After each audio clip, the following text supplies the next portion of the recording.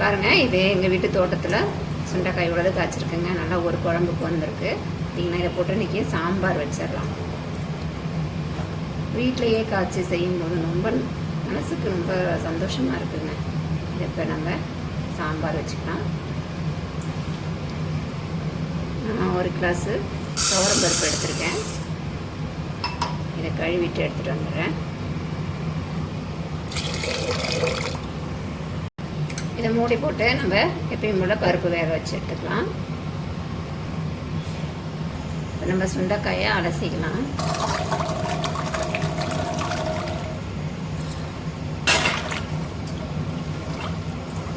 நான் பார்த்திங்கன்னா இன்றைக்கி ஒரு கவரில் போட்டு தாங்க இடிச்சுக்க போகிறேன். நீங்கள் நம்ம இடிகள் இருக்கு இல்லையா, அதுலேயும் போட்டு இடிச்சுக்கலாம். அது என்னடானா தெரைச்சி ஓடுதுங்க. நான் ஒரு பக்கம் அடித்தா அது ஒரு பக்கம் ஓடுது. அதனால் கவருக்குள்ளே எல்லாத்தையும் அள்ளி போட்டு இடிச்சுக்கலாம்.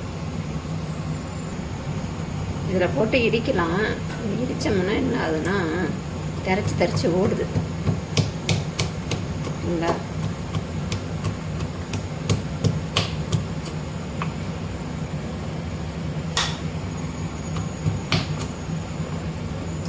இது வேலைக்காக வருதுல.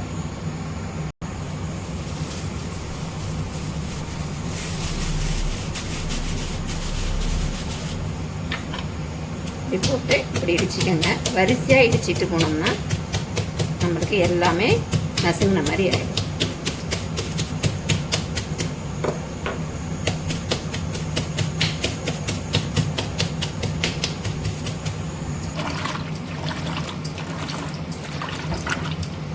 இதை இடிச்சிட்டு லைட்டாக தண்ணியில் போட்டு அலசி எடுத்துக்கலாம்.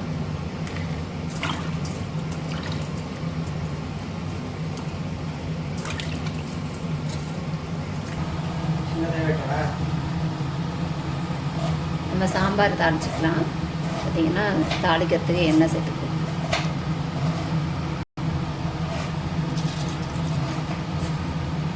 கடுகு, வெந்தயம், சீரகம். கடுகு வெந்தயம் நல்லா பொரிஞ்சிருச்சு. நான் ஒரு காஞ்ச மிளகா, ஒரு 4-5 பல்ல பூண்டு, வெங்காயம், சின்ன வெங்காயம், இதை எல்லாத்தையும் இதை கூட தாளிச்சு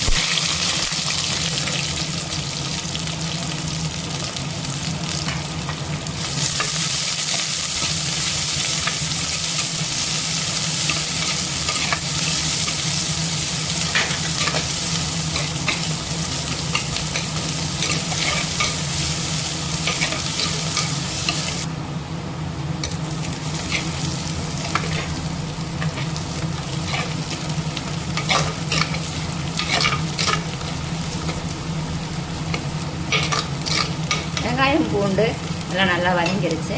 நம்ம தக்காளி சேர்த்துக்கலாம். நான் பார்த்திங்கன்னா 2 தக்காளி கட் பண்ணி சேர்த்துருக்கேன்.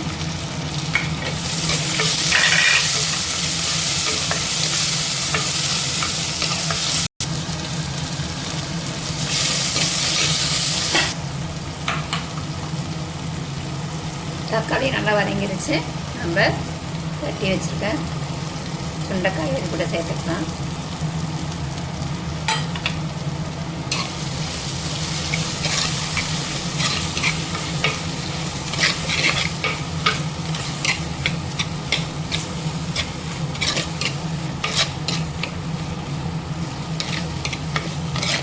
சுண்டைக்காயை நல்லா ஒரு நிமிஷம் இந்த எண்ணெயோடு நல்லா வதக்கி விடுங்க. நீங்கள் பருப்பு கூட வேக வைக்கிறனாலும் வேக வச்சுக்கலாங்க. அதுவும் ஈஸி தான். நான் இதோட எண்ணெயோட போட்டு வதக்கிட்டேன். நம்ம பருப்பு வேக வைக்கணும் இல்லையா, அது கூடயே நம்ம போட்டாலும் தட்டிட்டு போடணும். முழுசாக போட வேண்டாம், தட்டிட்டு 2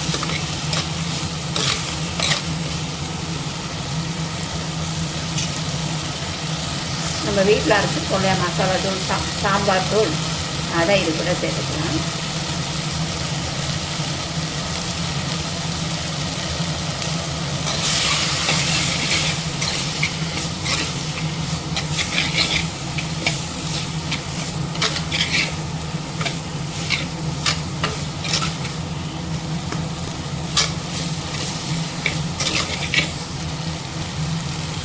மசாலா போட்டு ஒரு நிமிஷம் வதக்கியாச்சுங்க. இப்போ தண்ணி ஊற்றிக்கலாம். வேகிற அளவுக்கு தண்ணி ஊற்றிக்கலாம்.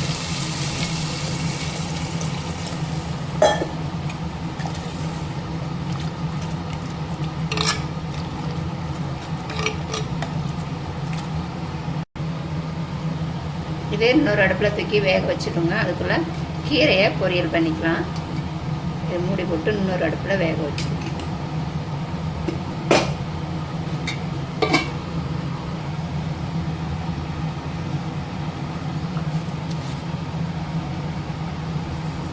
எண்ணெய் காஞ்சிருச்சு, சீரகம் சேர்த்துக்கலாம்.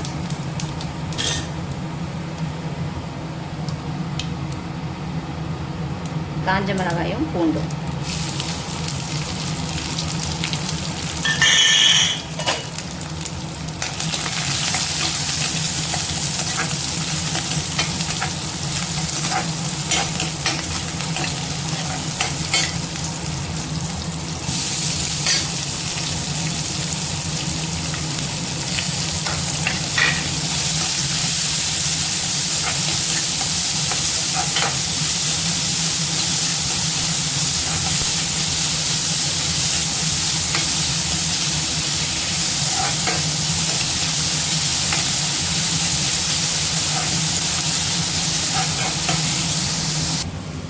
நம்ம வெங்காயம் அதே வதங்கிறதுக்குள்ள நம்ம கீரையை அரிஞ்சிக்கலாம்.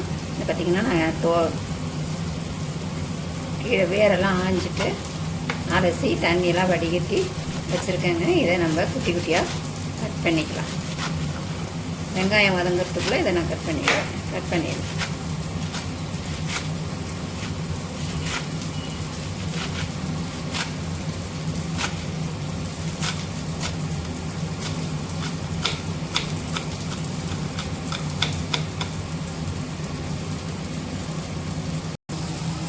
வெங்காயம் வதங்கிடுச்சு, நம்ம கீரையை சேர்த்துக்கலாம்.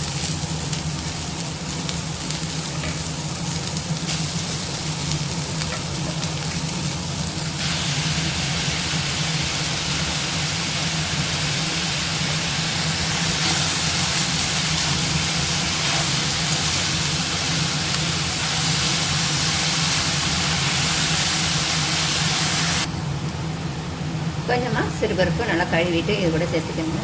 இது பார்த்திங்கன்னா ஒரு 2 ஸ்பூன் அளவு இருக்கும்.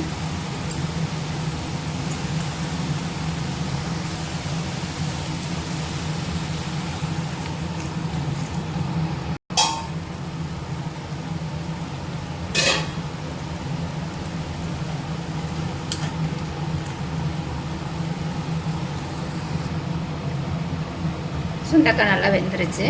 நம்ம இப்போ கொஞ்சமாக புளி தண்ணி சேர்த்துக்கணும். சாம்பாருக்கு புளி சேர்த்துக்கலாம்.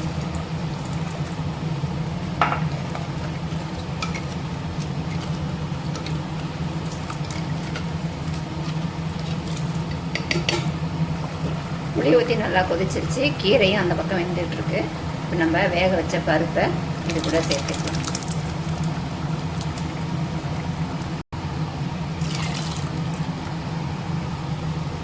பெருங்காயத்தூள் சேர்த்துக்கலாம். குழம்புக்கு தேவையான அளவு உப்பு.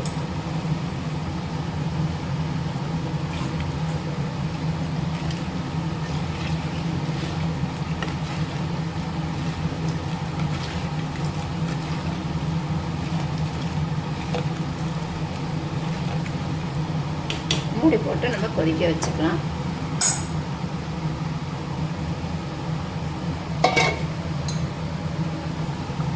அவ்வளோதாங்க, சாம்பார் நல்லா கொதிச்சிருச்சு. சுண்டக்காய் சாம்பார் ரெடி ஆகிடுச்சு.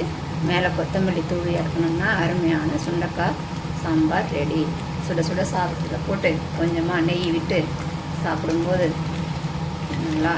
நல்லா இருக்குங்க. இதில் அதிகமாக சுண்டைக்காய் இருக்கிறதே தெரில, நல்லா வெந்துருச்சு.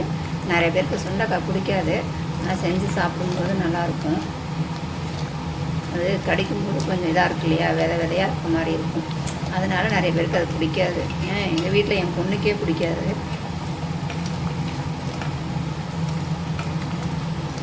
அவ்வளோதான், சாம்பார் ரெடி ஆகிடுச்சு. இதை இறக்கி வச்சுக்கலாம். அடுத்தது பார்த்திங்கன்னா கீரையை பார்க்கலாம்.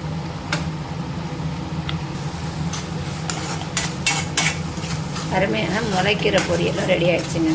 இதில் உப்பு சேர்த்துக்கலாம். உப்பை லாஸ்ட்டில் சேர்ப்போம். கீரையில் முன்னாடியே போட்டோம்னா உப்பு கறிக்கும்.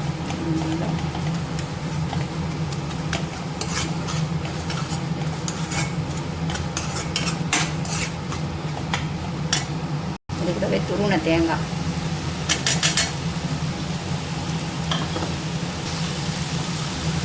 தேவையான அளவு உப்பு.